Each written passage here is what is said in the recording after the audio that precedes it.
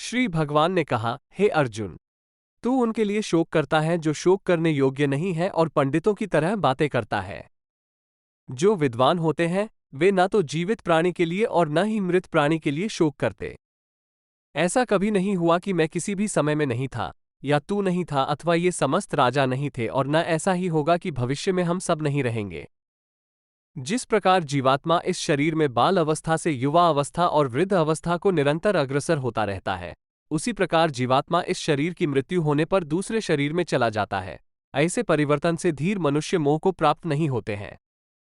हे कुंती पुत्र, सुख दुख को देने वाले विषयों के क्षणिक संयोग तो केवल इंद्रिय बोध से उत्पन्न होने वाले सर्दी तथा गर्मी की ऋतुओं के समान आने जाने वाले हैं। इसलिए हे भरतवंशी, तू अविचल भाव से उनको सहन करने का प्रयत्न कर।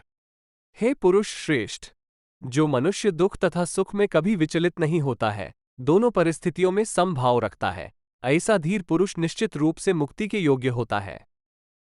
तत्वदर्शियों के द्वारा निष्कर्ष निकालकर देखा गया है कि असत वस्तु शरीर का कोई अस्तित्व नहीं होता है और सत वस्तु आत्मा में कोई परिवर्तन नहीं होता है। जो सभी शरीरों में व्याप्त है उस आत्मा को ही तू अविनाशी समझ, इसको नष्ट करने में कोई भी समर्थ नहीं है। इस अविनाशी अमाप नित्य स्वरूप आत्मा के ये सब शरीर नष्ट होने वाले हैं। अतः हे भरतवंशी, तू युद्ध कर।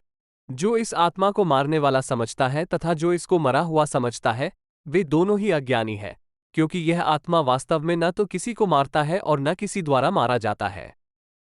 यह आत्मा किसी काल में भी न तो जन्म लेता है और न मरता है और न ही जन्म लेगा। यह अजन्मा, नित्य, शाश्वत और पुरातन है। शरीर के मारे जाने पर भी यह नहीं मारा जा सकता है। जिस प्रकार मनुष्य पुराने वस्त्रों को त्याग कर दूसरे नए वस्त्रों को धारण करता है, उसी प्रकार आत्मा पुराने तथा व्यर्थ के शरीरों को त्याग कर नए शरीरों को धारण करता है। यह आत्मा न तो शस्त्र द्वारा काटा सकता है, न ही आग के द्वारा जलाया जा सकता है, न जल द्वारा भिगोया जा सकता है और न ही वायु द्वारा सुखाया जा सकता है। यह आत्मा न तो तोड़ा जा सकता है, न ही जलाया जा सकता है, न इसे घुलाया जा सकता है और न ही सुखाया जा सकता है। यह आत्मा शाश्वत, सर्वव्यापी, अविकारी, स्थिर और सदैव एक सा रहने वाला है। यह आत्मा अदृश्य, अकल्पनीय और अपरिवर्तनीय कहा जाता है। इस प्रकार आत्मा को अच्छी तरह जानकर तू शोक करने के योग्य नहीं है। हे महाबाहु, यदि तू इस आत्मा को सदा जन्म लेने वाला तथा सदा मरने वाला मानता है, तो भी तू इस प्रकार शोक करने योग्य नहीं है। हे भरतवंशी, संपूर्ण प्राणी जन्म से पहले अप्रकट रहते हैं और मरने के बाद भी अदृश्य हो जाने वाले हैं। केवल बीच में ही इन्हें देखा जा सकता है, अतः शोक करने की कोई आवश्यकता नहीं है। कोई इस आत्मा को आश्चर्य की तरह देखता है, कोई इसका आश्चर्य की तरह वर्णन करता है तथा कोई इसे आश्चर्य की तरह सुनता है और कोई कोई तो इसके विषय में सुनकर भी कुछ नहीं समझ पाता है।